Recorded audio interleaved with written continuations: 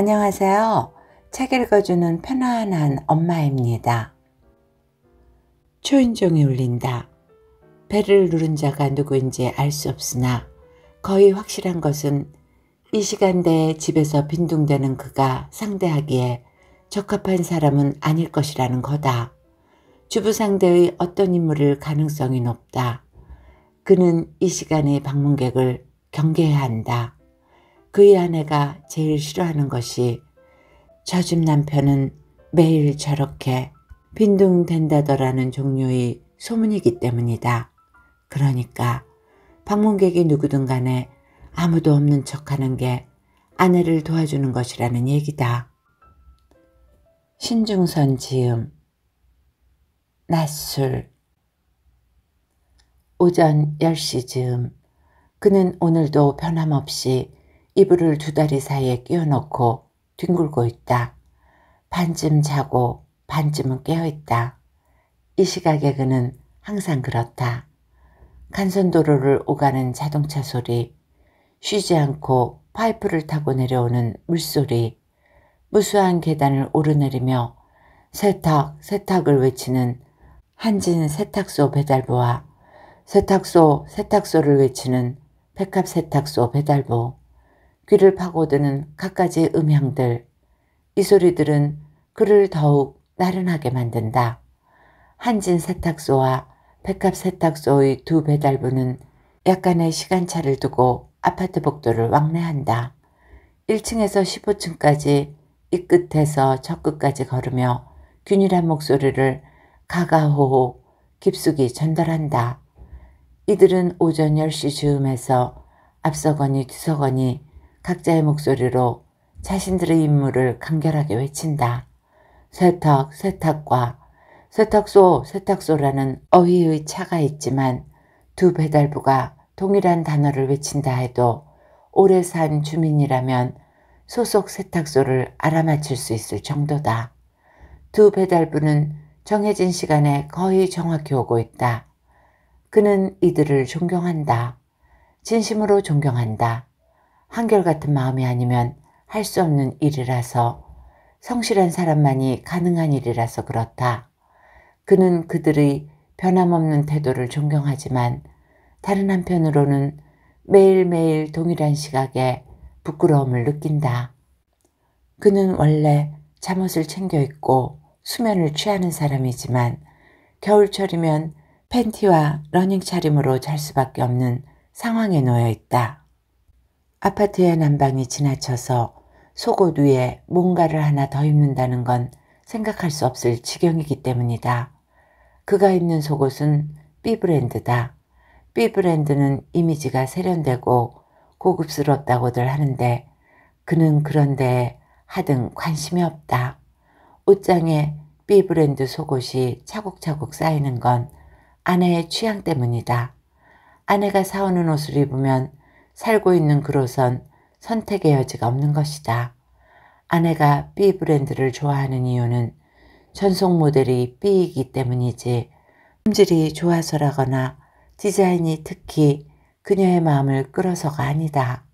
그의 아내는 B가 출연하는 드라마를 시청하고 B의 신작 영화를 보고 B가 광고하는 냉장고와 세탁기를 사용하고 B가 시원하게 마시는 국산 맥주를 똑같이 마신다. 아내가 타고 다니는 자동차와 휴대전화 또한 1년 전만 해도 B가 광고 모델이었다. B는 국내 최고의 배우답게 강남 요지에 수백억 대의 건물을 가지고 있다고 한다. 이들 부부의 경제력은 B에 비하면 세 발의 피만큼도 되지 못하나 그의 아내는 꾸준히 B의 재산 축적에 일조하고 있다. 그는 아침에 눈을 뜨면 습관적으로 자신의 맨다리를 제일 먼저 본다. 그리고 거기에서 세탁소 배달부로부터 느끼던 것과 유사한 종류의 감정, 즉 부끄러움에 시달린다. 여기서 맨다리란 물론 허벅지와 종아리 모두를 아우른다. 그는 자신의 다리가 신체의 다른 어떤 부위보다 가장 남성적이지 못하다고 생각하고 있다. 근육이라곤 거의 없는 볼품없이 얄딸한 두 다리와 듬성듬성 나있는 털들, 그런 것들이 그로 하여금 콤플렉스를 유발시키고 있는 것이다. 예전에는 안 그랬다. 적어도 6년 전까지는 말이다. 그 시절에는 다리라는 특정 부위에 대해 감정 같은 걸 느껴본 적이 없다. 다리는 다른 신체 부위와 마찬가지로 그저 몸을 구성하는 일부분일 뿐이어서 그것에 대해 아무런 생각도 해보지 않았다. 초인종이 울린다. 삐삐삐. 늘 느끼는 바지만 벨소리가 터무니없이 크다. 교체해야 한다고 생각한 지는 꽤 되었으나 번번이 까먹고 있다. 벨을 누른 자가 누구인지 알 수 없으나 거의 확실한 것은 이 시간대에 집에서 빈둥거리는 그가 상대하기에 적합한 사람은 아닐 것이라는 거다. 주부 상대의 어떤 인물일 가능성이 높다. 그는 이 시각의 방문객을 경계해야 한다. 그의 아내가 제일 싫어하는 것이 저 집 남편은 매일 저렇게 빈둥댄다더라는 종류의 소문이기 때문이다. 그러니까 방문객이 누구든 간에 아무도 없는 척하는 게 아내를 도와주는 것이란 얘기다. 벨소리는 끈질겼다. 포기하지 않는 벨소리란 언제나 사람을 지치게 만든다. 그 위력은 한번 나가봐. 기어이 이렇게 생각하게 만드는 것이다. 반응을 보이지 않으면 대체로 물러가기 십상인데 오늘은 상황이 다소 다르게 전개되고 있다. 대체 무슨 일이기에 혹시 화급한 일이라도 있는 것일까? 라는 호기심이 그로 하여금 기어이 몸을 일으키게 만든다. 그는 팬티와 러닝셔츠 차림인 채로 조심스럽게 안방 문턱을 넘어 거실을 가로지른다. 현관문 밖으로 소리가 새나갈지 모르니 최대한 뒤꿈치를 들고 가만가만 걷는다. 그는 현관 바닥을 장식하고 있는 무수한 정방형 타일을 맨발로 딛고 서서 소리 없이 현관문 중앙 지점보다 조금 아래쪽에 위치하고 있는 인간의 조심스러움과 불신이 창조해낸 아주 작은 렌즈에 한쪽 눈을 밀착시킨다. 그는 이제부터 방문객의 정체를 파악하려고 한다. 하지만 저반 렌즈를 부착시킨 꾀를 낸 인간만큼이나 이미 영리에 빠진 방문객은 결코 렌즈의 가시거리 안에 서 있지 않다. 방문객은 자신의 모습을 드러내지 않은 채 또다시 벨소리를 들여보낸다. 어디 열어주나 봐라. 절대로 이 게임에서 지지 않을 것이다. 그는 맹세하듯이 주먹을 불끈 준다. 방문객을 무시하기로 결정하고 거실 쪽으로 몸을 돌리려는 찰나 다시 자지러지는 새소리 삐삐삐삐. 대체 누구십니까? 기어이 짜증 어린 목소리가 튀어나오고야 만다. 그러니까 방문객이 승리한 것이다. 이쪽의 소리를 들었는지 방문객은 이제 저반 렌즈 가시권 안으로 들어온다. 기이하게 볼록한 형상이다. 실례합니다. 목소리와 함께 현관문 손잡이가 돌아간다. 주인의 허락도 없이 문을 열려고 하다니 방문객은 예상대로 무례한 자임에 틀림없다. 이럴 때 현관문이라는 거대한 쇳덩이는 얼마나 믿음직한 방어벽인가. 글쎄 누구시냐고 묻잖아요. 그가 누구이든 길게 대거리할 생각은 없다. 좋은 말씀 전도하러 왔습니다. 이제 단호하게 돌아설 수 있다. 이웃이라든가 경비원이라든가 하는 이들이 아니니 아내의 체면과는 무관한 자다.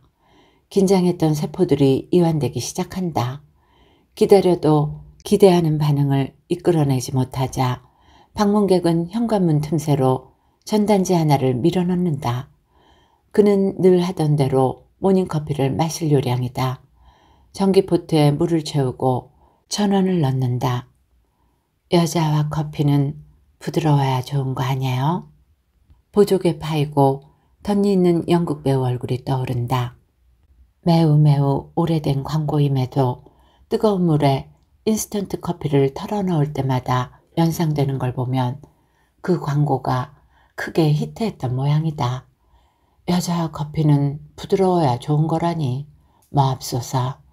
요즘 세상에 그런 광고 내보내다가는 경을 치고도 남을 일이다.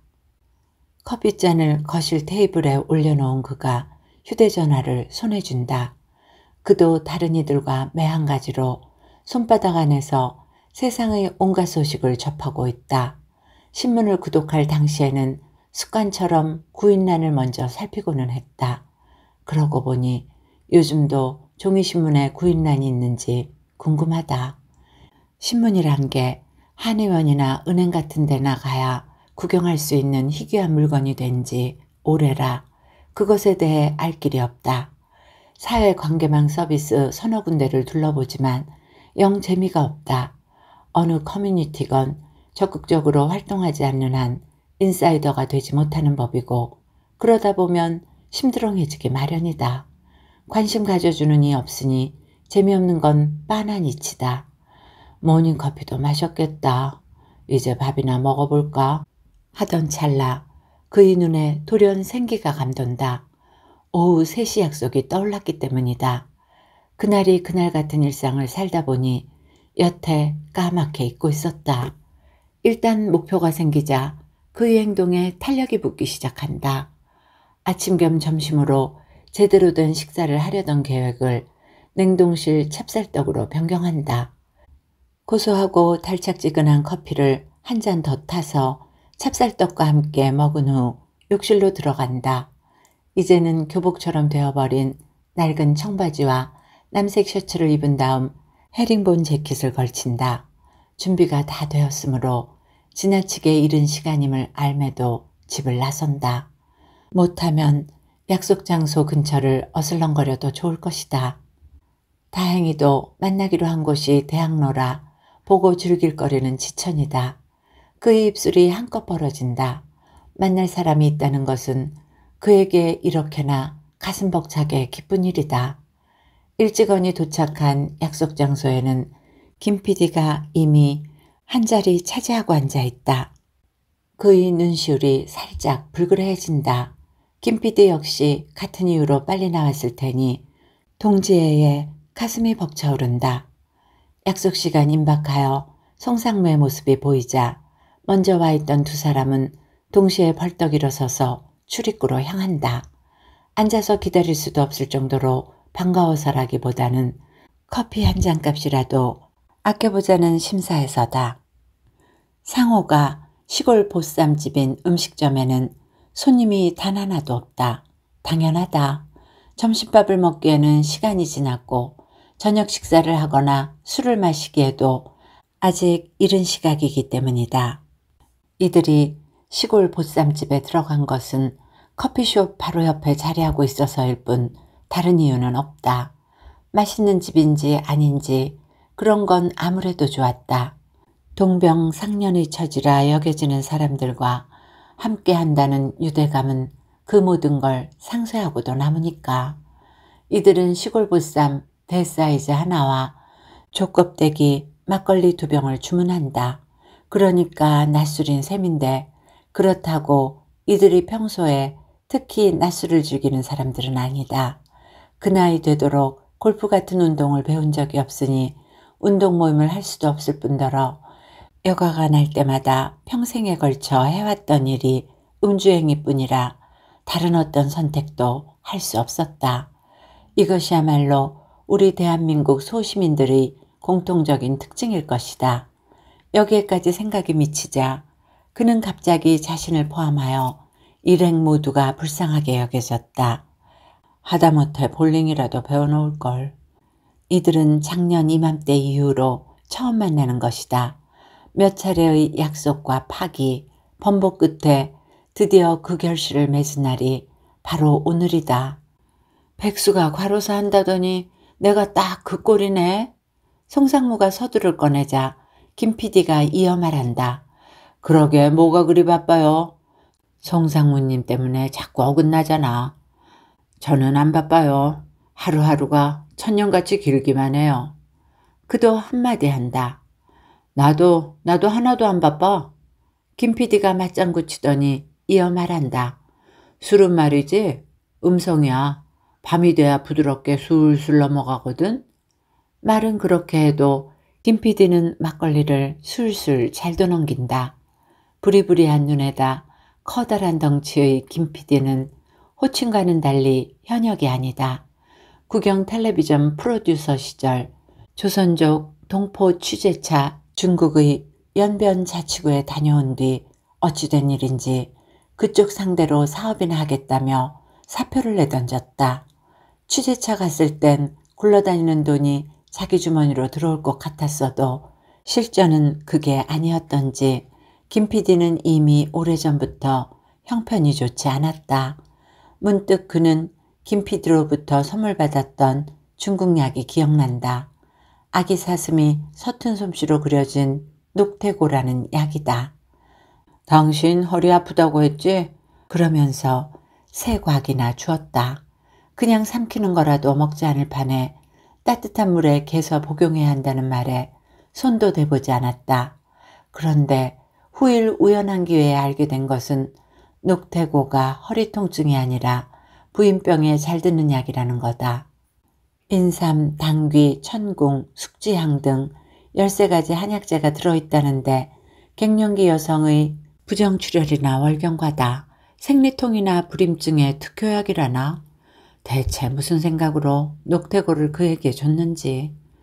송상무는 야한 화장과 화려한 의상을 일관되게 고집하는 칸나처럼 열정적인 여성이다.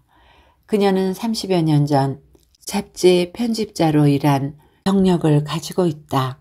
송상무를 처음 대면하는 이들은 그녀를 문화 분야 일을 하는 사람이라기보다 화류계 종사자로 오인할 만큼이나 치장이 요란하다. 50살에 쌍꺼풀 수술을 단행했을 정도로 삶에 대해 무궁무진한 애착과 용기를 가지고 있기도 하다. 보톡스나 필러 시술 등을 일정 시간마다 거르지 않고 하고 있다고도 했다. 송상무는 솔직하기가 이루 말할 수 없는 화통한 성격의 여장부 스타일이다. 송상무와 김 PD가 권 부장이라고 부르는 그는 마지막 직장의 직함이 부장이다 보니 여태까지 그 호칭으로 불리고 있으며 연배로 치면 가장 아래다. 즉 이들 셋은 서로를 권 부장, 송상무, 김 PD라고 부르고 있지만 실은 모두 현직이 아니라는 얘기다. 이들 셋은 널찍한 시골 보쌈집에 한 자리 차지하고 마수 손님으로 낮술을 마신다. 그것도 매우 본격적으로. 겨울철이 좋은 점은 해가 빨리 저문다는 거야. 저봐, 벌써 기미가 보이잖아요. 김 PD의 말에 두 사람이 고개 들어 밖을 본다. 좋다. 한숨이 섞여서인지 송상무의 좋다는 말에서 그는 좋음을 느낄 수 없다. 어둠이 완벽하게 거리를 점령하자 이들은 마음이 한결 편해졌고 따라서 술잔 비우는 속도도 빨라진다. 음성을 찾아 거리로 나온 술꾼들에 의해 시골 보쌈집 역시 한층 활기를 띈다. 그래, 바로 이거야. 우린 이런 분위기를 좋아하거든. 굳이 발설하지 않아도 셋은 모두 같은 마음이다. 기분이 좋아진 김에 빈대떡과 생굴 한 접시, 막걸리를 추가 주문한다. 손님들이 믿거나 말거나 친환경 순 시골 돼지로 만든다는 시골 보쌈집인 만큼 이곳에 와서 보쌈을 시키지 않는 사람은 없다. 그런데 막걸리를 삼키다 말고 그는 문득 생각했다. 서울에도 돼지가 살고 있는가에 대해. 사람도 살기 힘들어 지방으로 떠밀려가는 판에 돼지가 서울 도심에 자리 잡을 수 있는가에 대해. 그러니 우리가 구워 먹고 뜯어 먹고 삶아 먹고 튀겨 먹는 모든 돼지고기는 시골 돼지일 수밖에 없다. 그런데도 사람들은 생각 없이 여기가 바로 순 시골 돼지로만 보쌈을 만든다는 시골 보쌈집이야. 이러면서 몰려온다. 정말 웃기는구나. 그가 혼자 생각에 킥킥대는데도 송상무나 김 PD 둘 중 누구 하나 반응을 보이지 않는다. 각자의 상념에 잠겨있느라 타인에게 신경 쓸 겨를이 없는 것 같다. 조금쯤 우울한 분위기가 세 사람을 감싼다. 시골 보쌈집을 나온 이들은 이제 로마 호프집에 들어간다. 이 역시 인근에 위치하고 있어서 절로 발길이 닿았을 뿐 다른 이유란 없다. 500셋이랑 마른 안주 주세요. 주문하고 보니 마른 안주라는 호칭도 이상하게 여겨졌다. 대체 누가 언제부터 마른 안주라는 말을 쓰기 시작한 것일까? 에서부터 마른 안주라니 그거 참 편리한 단어네 라는 생각에 이르기까지 잎사귀 모양의 나무 접시에 땅콩과 구운 김과 고추장 멸치와 생강편 등의 그야말로 우리가 통칭 말하는 마른 안주가 담겨져 나왔다. 김 PD가 언성을 높인다. 나 돈 벌어야 해. 늦둥이 학비도 벌어야 하고. 그도 토로하고 싶다. 모든 사람에게 알리고 싶다. 그래서 입을 연다. 저는 크게 바라는 거 없어요. 아침에 출근하고 저녁에 퇴근하는 평범한 삶을 살고 싶어요. 술이 용기를 부여해준 덕도 있지만 마음속 응어리를 털어놓지 않고는 배길 수 없었던 것이다. 아파트 벨을 눌러대는 낯선 방문객 때문에 신경을 곤두세우고 싶지 않았고 무엇보다 찬란한 햇살 아래 드러누워있는 자신이 싫었다. 아니, 부끄러움에서 탈출하고 싶었다. 권 부장, 그거 평범한 거 아니야. 운 좋은 사람만이 누릴 수 있는 삶이야. 송상무는 말끝에 자신의 소망도 꺼내놓는다. 문화를 사랑하는 독지가 어디 없을까?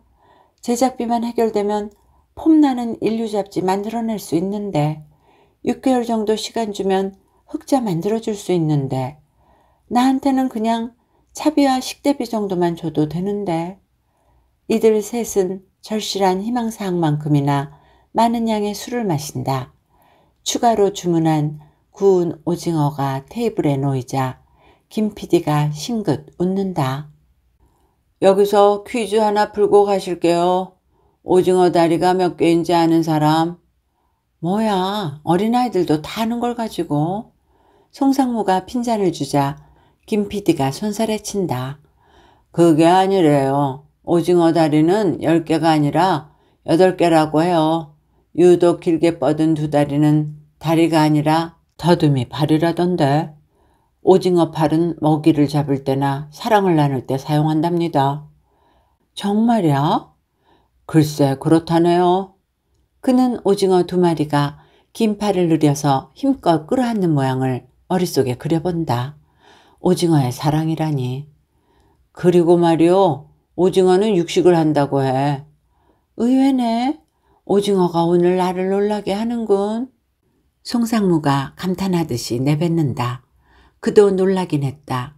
여태 살아오면서 단 한 번도 오징어란 존재에 대해 이렇다 하게 생각해 본 적이 없다. 오징어 튀김, 오징어 구이를 이따금 먹기만 했을 뿐이다. 오징어도 생명체라 사랑을 하고 후손도 퍼뜨리면서 제 몫의 생을 살고 있는 거다. 하기야 오징어뿐이겠는가. 모든 살아있는 것들은 어느 정도 차이가 있을 망정 비슷한 패턴으로 살아가고 있다. 그는 손에 쥐고 있던 오징어 다리를 슬그머니 내려놓았다. 먹고 싶은 마음이 사라졌다. 김 PD가 50줄의 나이임에 비해 그는 46이니 이들보다는 젊은 축에 속한다. 그러니 셋 가운데 가장 갑갑한 입장에 놓여있는 사람일지도 모른다. 그는 여러 직장을 전전하는 삶을 살아야 했다. 짧게는 3-4달, 길어도 2년 정도밖에는 한 곳에 있어 본 적이 없을 정도로 직장운이 없었다. 첫 번째 직장이던 광고 대행사가 대기업의 인수 합병되는 통에 갈 곳을 잃었고 이후부터 안정적인 일자리를 구할 수 없었다. 그러던 중 지인 몇과 함께 공동 출자하여 광고회사를 차렸는데 빈손으로 끝나고 말았다. 실직 기간이 길어지자 아내가 전면에 나섰다. 제빵 기술이며 바리스타 자격증이며 한식, 양식 조리사 자격증이며 뭐든 가리지 않고 배우면서 직장을 알아보러 다녔다. 가정 형제를 남편에게 맡기기에는 이미 글러먹었다고 판단한 것이다. 그러던 중 엄청난 일이 발생했다. 굴지의 글로벌 기업에서 최초로 실시한 주부공채에 발탁되는 행운의 주인공이 된 것이다. 경쟁률이 몇백 대 1이던가 그랬다. 하기야 그의 아내는 본디 영특했다. 외국어 실력도 뛰어났고 뭘 하든 잘하던 인재였다. 결혼하면서 사회생활을 접었던 것뿐이다. 아내는 경력단절 여성의 성공 케이스로 여성제에도 여러 차례 나왔다. 아내가 전적으로 집안을 책임지기 시작한 지는 5년이 되어가는 중이고 그의 실직 기간은 6년째로 접어들고 있다. 세 사람은 어쩌다 거의 1년에 한 번꼴로 만나는 사이가 되었는데 헤어질 때마다 같은 말을 하곤 했다. 야, 우리 자주 좀 보자고. 오늘도 그 말을 끝으로 세 사람은 작별했다. 그가 귀가했을 때 아내는 텔레비전에 앉아 있었다. 그는 외출복 차린 그대로 소파에 털썩 앉았다. 나른하고 졸렸다. 아내가 지나가는 투로 툭 물었다. 술 마셨어? 그러고 보니 아내의 눈가도 볼구족족하다. 그도 건성으로 묻는다. 술 마셨나? 쬐끔. 그녀는 항상 쬐끔 이렇게 말한다. 하지만 알게 뭐야. 아내가 제안한다. 우리 더 마실까? 아내의 상냥한 제의에 그는 더러 겁이 난다. 어쩐지 아내가 너그러운 척 할 때면 무섭다. 뒤이어 무슨 말을 할지 몰라서. 사내놈이 그러고 살고 싶으냐고 손가락질하는 사람이 있을 수 있지만 그는 이렇게라도 아내 옆에서 아이들 옆에서 살고 싶다. 살아내고 싶다. 눈물이 투둑 떨어진다. 깜짝 놀란 그가 벌에 쏘이기라도 한 듯 벌떡 일어선다. 더 마시자. 내가 준비해 올게. 그는 반 넘어 남아있는 스카치 위스키를 꺼내고 얼음을 꺼내고 유리잔 2개도 준비한다. 쟁반을 두 손에 받쳐들고 아내 쪽을 향해 걷는 그는 자신의 2다리가 공중에 두둥실 떠 있는 것 같다. 이제는 눈물이 아니라 웃음이 비어져 나온다. 암수 오징어 2마리가 눈앞에서 어른댄다. 사랑이라니. 오징어의 사랑이라니. 저러다 텔레비전 속으로 들어가 버리지 싶은 자세로 아내는 텔레비전 앞에 바짝 붙어 있다. 일회용 렌즈를 착용하는 그녀는 귀가하면 제일 먼저 렌즈를 제거하고 안경으로 바꿔 쓴다. 그런데 오늘따라 안경도 착용하지 않고 저러고 있다. 소파 테이블에 놓자니 텔레비전과 거리가 있어 그는 들고 온 쟁반을 텔레비전 바로 아래 바닥에 내려놓는다. 두 사람은 텔레비전을 코앞에 두고 잔을 든다. 텔레비전은 사회고발 성격의 프로그램을 방영 중이다. 프로그램 특성상 기자의 목소리가 박진감에 넘친다. 심각한 내용처럼 보이기는 하는데 좀채 집중이 되지 않는 것은 술 기운 탓이다. 그는 프로그램을 이해하면서 본다기보다는 고발이란 단어 자체가 던지는 위기의식을 내부 가득히 느끼며 보도기자의 하이톤을 귓등으로 흘린다. 그가 슬그머니 일어난다. 허적허적 걸어가서는 소파에 길게 몸을 누인다. 혹시 내일도 누군가를 만날 일이 있는가를 가늠하는 사이 눈꺼풀이 스르륵 닫힌다. 눈앞으로 푸른 바다가 펼쳐진다. 수컷 오징어가 10개의 다리를 아니 8개의 다리와 2개의 팔을 흔들면서 유영한다. 수컷 오징어는 유연하게 흐느적거리며 헤엄치더니 긴 더듬이 팔로 암컷 오징어를 끌어안는다. 사랑이라니, 오징어의 사랑이라니. 이야기는 이렇게 끝을 맺습니다. 6년째 접어드는 무직 생활에 낮에 집에 있기 무료하고 빈둥거리고 하루가 천년같이 느껴지는 그는 오랜만에 동병상련의 지인들을 만나 낮술을 하고 돌아옵니다. 아침에 출근하고 저녁에 퇴근하는 평범한 삶을 그리면서 좋은 시간이 되셨기를 바라며 오늘도 행복하세요.